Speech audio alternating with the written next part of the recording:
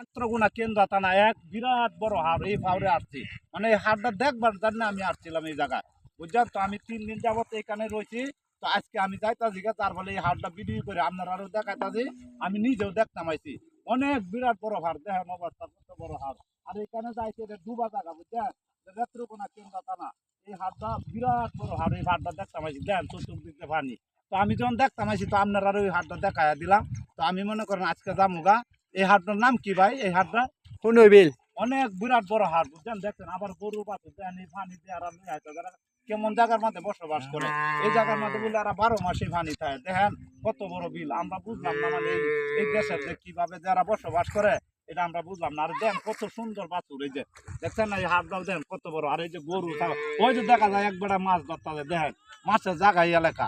আচ্ছা, এই এলাকার মধ্যে কি কি মাছ পাওয়া যায় ভাই? ভাই দেশি মাছ পাওয়া যায়, লাডি, ট্যাংরা, ও পুডি, আচ্ছা, আচ্ছা। তারপরে অনেক না? অনেক কিছু মাছ পাওয়া যায় এখানে, দেশি মাছে বেশি। গরু, আরে ভাই দূরা লয়ে যান, আরে বা কত বড় গরু। আর হাড়টার অবস্থাটা দেখেন কত বড় হাড়, ওই যে দেখেন হাড়, আরে বাবা রে বাবা, এত বড় হাড় আর দেখছি না।